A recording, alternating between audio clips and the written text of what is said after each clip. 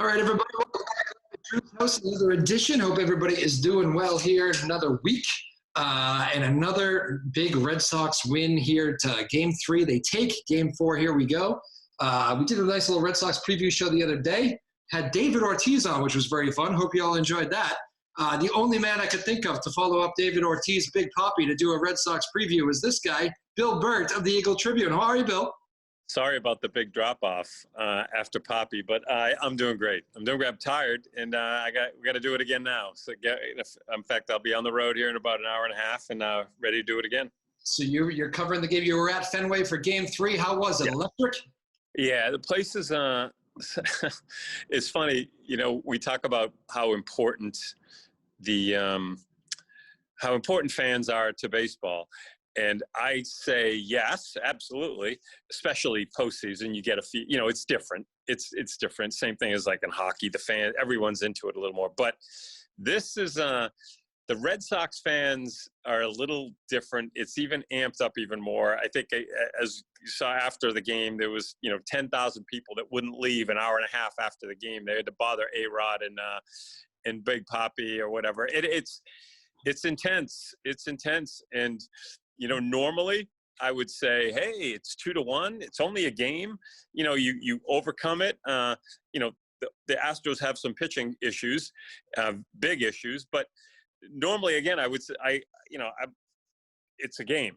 And the Red Sox still have to win 2 more. It's not like it's 3. It felt like the Red Sox had won the World Series yesterday. Weird. And they haven't. But it feels that way. And I think it's the fans. And I don't think the fans are going to let Houston leave here with a win. That's all. It is amazing. Do you think there's something like, my opinion on this is that it's kind of like a post-pandemic appreciation of being back in there. It just, obviously it's a great team. It's fun to root for a great team, but there is a little something to that, right? Like this was stripped of us over the last, however long. And now here we are back. We appreciate it more. Look, the 2018 run, which I was on for a lot of it in September and October, was incredible. That whole experience. And 2019 was very disappointing. And then the pandemic, and then Mookie's gone.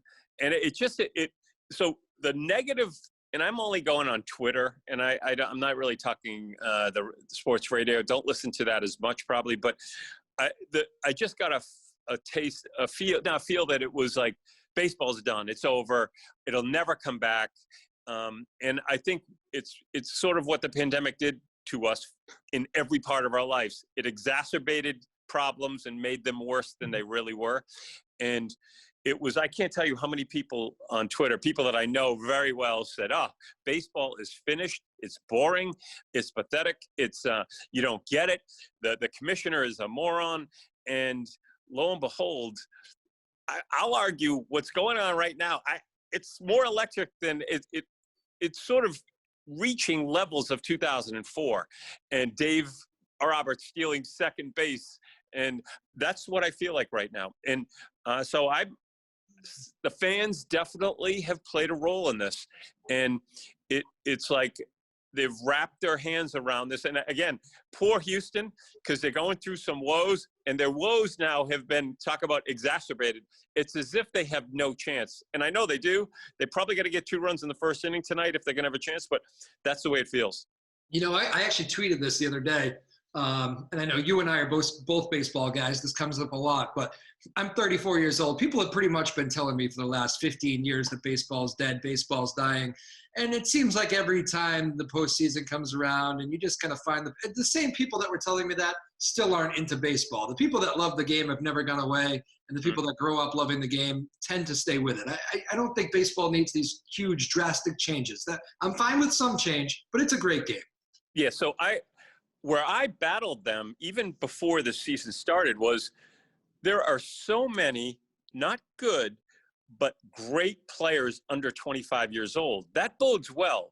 That means kids, because kids like the bat flipping and the hair flying and flipping off people. That's sort of the new thing in sports. And it's not really a baseball thing, but there are so many great players. I mean, the Red Sox have one of them, Rafael Devers. I think he is 25 years old. This game has got some exciting. I mean, these guys, the best, we're talking all-time great talents. Now, they got to do it over 15, 20 years, but they're doing things that Ted Williams did.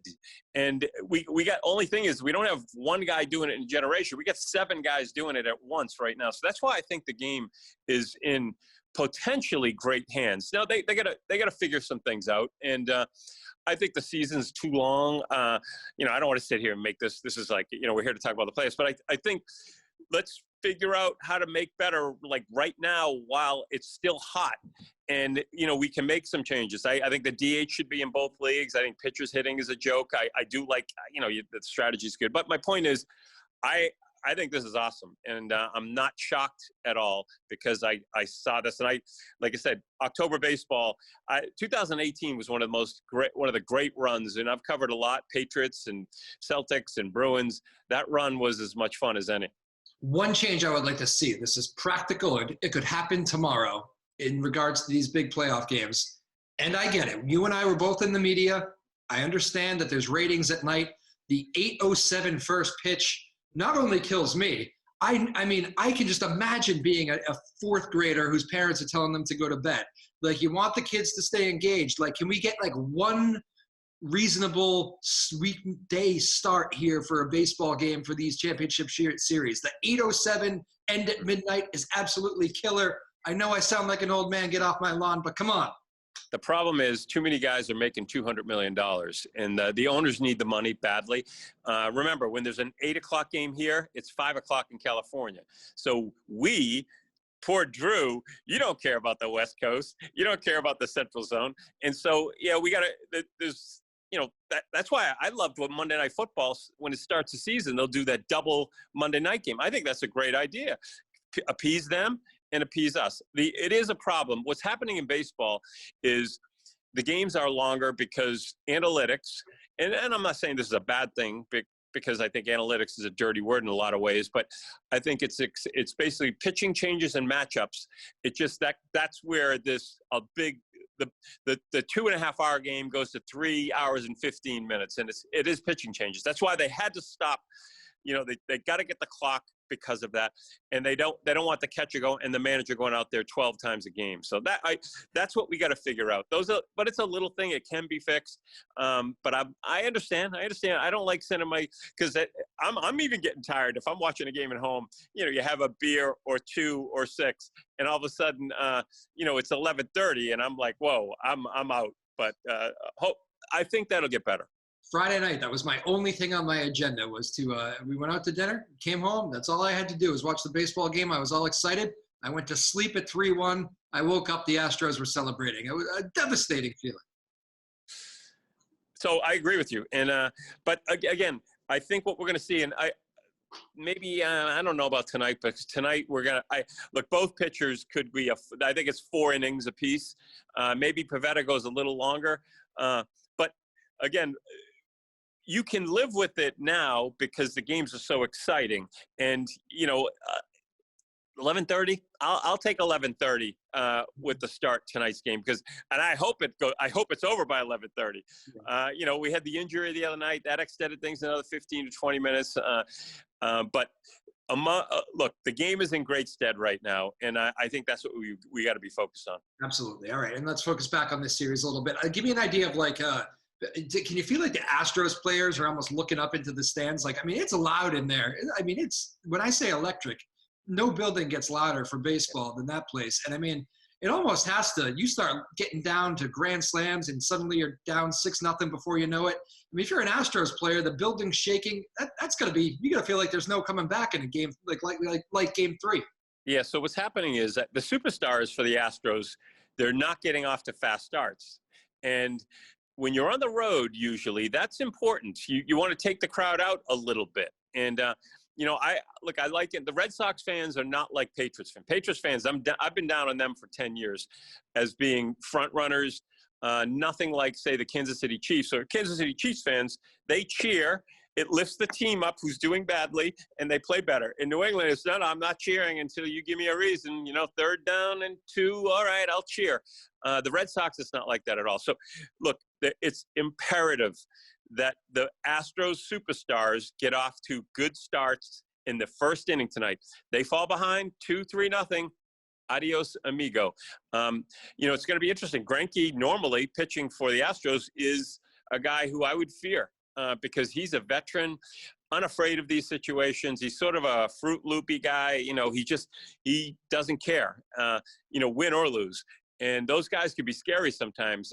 So he will be unaffected, I think, probably by the fans. But it's the other side. I don't expect a great game out of him. He hasn't pitched really in over a month or barely. So that's why I think third inning, 2-3-0 Red Sox. This series is over.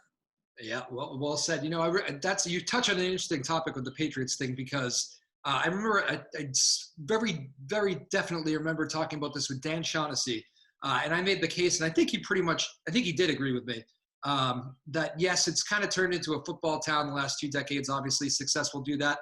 But the core of this is a Red Sox town still. And I think you can feel it. Like during the summer, I mean, that place, you get great Red Sox fans showing up, even when you feel like it's a bad team. Like I've always felt like this is a baseball town. Maybe it's because it's right in the heart of the city.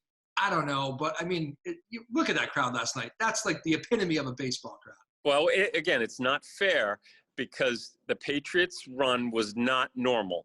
It was the same quarterback and same coach. Everyone talks about their breakup. I'm still shocked that these two egomaniacs, and that's what you are when you're at that level, stayed together as long as they did. I'm surprised it didn't break up 5 to 10 years earlier. So we can't look at it's a football town because those two stayed around for 20 years. Hey, right now, starting at, the parking lots aren't as full as they were down in Foxborough. Patriots are 2-4. I wrote this the other day. It could be a 7-9, 8-9, 8-17, whatever the new 17 game total is. It's something's. So can the fans wait this out? And that's a football question. And if this is a football town, yes, they can. I'm not sure they can. What's happening here just tells me a lot about, and I'm talking about Fenway, about the thirst for this sport, and it is a great sport. I cover football. That's my number one sport. I have a son that plays baseball. That's the sport I've always loved as an athlete. That was my favorite sport to play. So you could say I'm not really objective about this, but I think what we're seeing here the last couple of days, and really go back to the Yankee game, the playoff game. It was amazing, loudest that place has ever been, and I think it tells us a lot about this city and this region and baseball. Well, give me because I don't want to end with the Patriots. That would just be depressing. I did want to give you 60 seconds. What is the take on the New England Patriots? I mean, they have played Tampa and Dallas, 2 allegedly top teams here, right to the end. But they're 2-4 football teams still with the Jets coming up. What is your 60-second take on the Patriots? Yeah, so the Patriots, I think, are potentially a decent team. I overrated them a little bit. I overrated like most people. I think I said, look, they got all that free agent money, which he spent. And so I assumed most of those guys would work out better than they have. But they got Mac Jones. But, Mac Jones is a rookie, and I'm going to be writing about this. We're comparing Mac Jones to Tom Brady, and people say, don't ever do that. Well, you can't, because Tom Brady didn't have a rookie year. His rookie year, he sat and watched. This guy is playing as a rookie, as a 22, 23-year-old. And he's doing what other quarterbacks have done, and they all finished 6-10. So I think, I'm pumping the brakes. Originally, I thought this was the 2001 Patriots, potentially. Not saying Super Bowl, but the 2001 Patriots are going to run. I've now said that the 2000 Patriots. And that was a team, they had 8 losses within 8 points. They lost a lot of tough games. Bledsoe threw up in his mouth several times to tie and win games. So we're just going to, can we be patient? This new football city, can we be patient with this team? So personally, I think it's an 8-9, 9-8 team, but I will say this. They could win their last 4 games in a row. And I think that's the important thing. Win 3 or 4 in a row, head into next year. Then you're talking about a 12-5 Belichick team that makes a run. It is fascinating. A little bit different. I'm not sure people are ready for that. I hear fans talking. I don't think they're ready. We're a football town. We can wait. We can wait. Yeah, well said. All right. Back to baseball. This team, I did a story today on how I think a lot of bandwagoners, a lot of New Englanders are just figuring out how much fun this team is to root for. You got the Plawecki song there that they keep singing, the walk-up song that they've been partying with, and just in general, Kyle Schwarber, what a great fit. It seems like these guys relish playing in that ballpark, and you know as well as I do, if you don't relish it, if you don't fit in, it's tough to play here. Yeah. So you mentioned a key player here, Kyle Schwarber. I honestly, because I know the New York thing and the Red Sox, the Boston thing, that New York's media relationship with the athletes is different. It's more like they can rip you, but it's funny. It's the back page. It's a funny headline. And the next week, you're the best. And the players understand that. In Boston, we're different. We're like the media. No, we don't joke around. We don't have a back page. If we say you don't have it, you hold that against me for the rest of my writing career, and I hold it against you for not talking to me. We are meaner. We're real Puritans here. We Moby Dick. We never forget, and that's I think a big issue with us here. So I laugh at it. I think Kyle Schwarber. That's why I brought up Kyle Schwarber. He reminds me. He's not Gronk, but he's having fun. And that one play that he made, he threw the ball over Evaldi's head, and then an inning or two later, same play, and everyone's going, and he threw it to him, and he did the pump, and it was like, my God, he had fun. I was ready to wring his neck if he ever thought of doing that again. And my point is, we need a little of that, and that's what Gronk did. Gronk was the only person that got away with things with Bill Belichick, because Gronk, he didn't know how to handle Bill. He didn't know how to handle the Gronk. And we need, my point is, we need more Schwarbers here. So I hope we need guys that can bring us down a little bit and remind us that this is, sports and entertainment and not real life. Did you see the Alex Cora kind of yelling at Eddie Rodriguez? Yeah, I thought that was good. The only thing is, I thought that was cute that what he did. I did tweet something out a few minutes ago. Boston fans how dare you do that? How dare you point to your watch? Well, guess what? 4 years ago, Isaiah Thomas did it all the time in the fourth quarter. We're going, that's what you do. That's cool, man. That's funny. That's Isaiah time. And so we're of course two-faced when it comes to that. So I didn't really have a problem with it. I thought it was funny. And I saw the fan. They showed the fan who did it. It's on Twitter. It's a great. And as Correa was walking off, he pointed to his wrist, and that to me was funny. So I didn't really have a problem with what's his name doing it. Now again, he's got a relationship, Cora, with the Astros, and I think that's probably more what he was concerned about. Yeah, it really certainly does. I have that kind of interesting, weird take on it, where I kind of am okay with what they both did. I thought it was kind of funny. It was funny.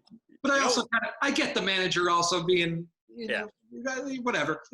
I think we can move on from that quickly. Final couple minutes here with Bill Burt of the Eagle Tribune. He was at Fenway there for Game 3. He will be there for Game 4. We mentioned the electricity in that crowd.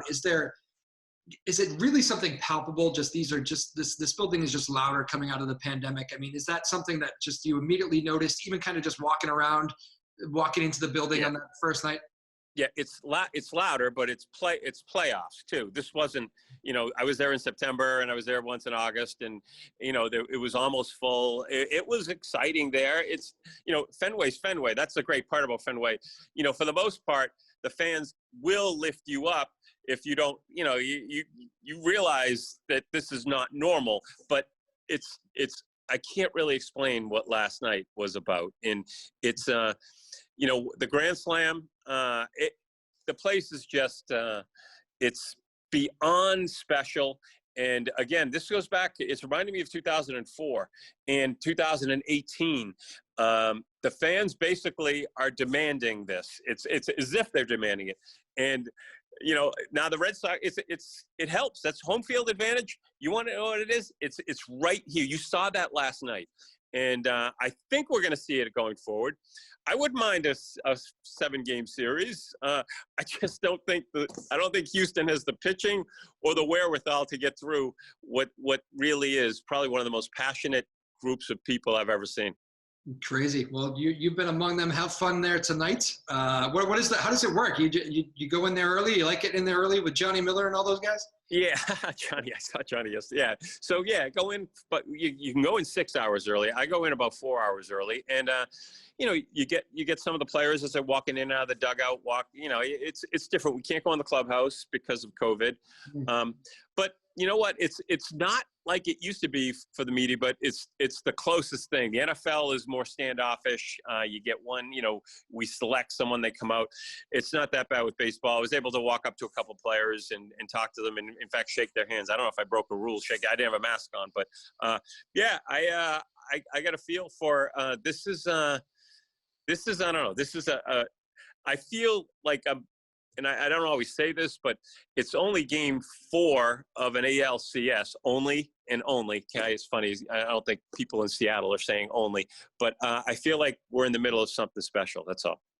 Well said. I like it. Bill Burt, have fun there tonight. Final prediction, Red Sox in? Red Sox in 5. They're not. I don't think Houston's leaving with the win. I don't. It's not. Look, the Red Sox, they're going to have to do something like big to overcome this deficit. And they know it. I said this when it was 1-1, that the Red Sox led the series 1-1. And that's what it felt like after the grand slams there. That was special. There's something about a grand slam. It's not like I wrote this, I've been tweeting, I'm sort of a loudmouth on Twitter a little bit, but it's like the 3-run homer is such an old thing. It's really not that big a deal anymore. It's all about the grand slam. The grand slam sends a message. It really does. It certainly does. I think you mentioned A-Rod and those guys on the Fox thing. They're going to have to move that set. They can't do that show from there anymore. That was, I feel bad for A-Rod. Look, A-Rod, we're not all like that. I think they drowned out some of the words that started with the letter F, and I think he heard a lot of them. But again, it's this is I think people it's like it's a perfect storm. After what happened last year, and it's been a long time and then the baseball is as good, and you like this team. After having an unlikable team, 2019 wasn't a likable team after they won the World Series, and I think Alex Cora learned his lesson. It is a team you like. They're fun. There are a lot of new guys, and a lot of guys that I'm still getting to know. And I on the field yesterday, and I go, okay, who's that? I mean, I used to know every player. I mean, God, I could still name the Yankees starting lineup of their 78 team against the Red Sox. But a lot of new faces here. That's what makes this fun, because I think that's what the Red Sox are learning too. You just don't bring back the same guys every year. You got to inject some new blood. Yeah, I don't like the F-bomb with Altuve either out there. He's a good ball player. Yeah. Seems like a good guy. Like, no, I don't know. Yeah. I don't think we need to be doing that stuff. End with that one. Final thought. How's your son doing? Good. He's done for the year. Ended the season with Scranton, Yankees AAA team, and living down in New York City, working out as we speak. I get the videos because I like to break them down and help him with his. Now that's not really true. But yeah, things are good. He's enjoying it. It's a tough sport. That's a book probably, from start to finish. But I love the ride. I went out to Scranton a couple times. I went to Allentown, Pennsylvania. He was down in Somerset, New Jersey.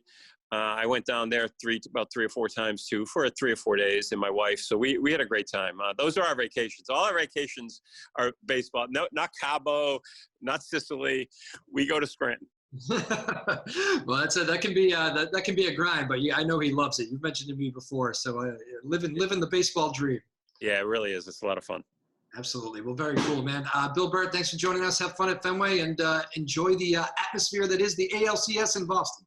We'll do it again. All right, cool. All right, there you have it. Bill Burt of the Eagle Tribune. Great guy, return guest. We have him on quite a bit. Red Sox, Astros. Hopefully, let's see, it could be Monday, Tuesday, Wednesday. This series could be over by the next time we speak. That's what Bill's predicting. Might have a few days off here for the weekend. If let's not jinx it. Go Red Sox. If you're a Red Sox fan, you want this thing to be over very quickly. You're probably in 5 games, but I know Bill's predicting that this thing doesn't go back to Houston, which could be the case. I don't know. We will see. Things can change in baseball quickly, but he's right, man. That home field advantage at Fenway Park feels like a real deal. My name is Drew Moholland, live at Drew's house. We'll have another great show for you here to end the week in a couple days. But until then, peace.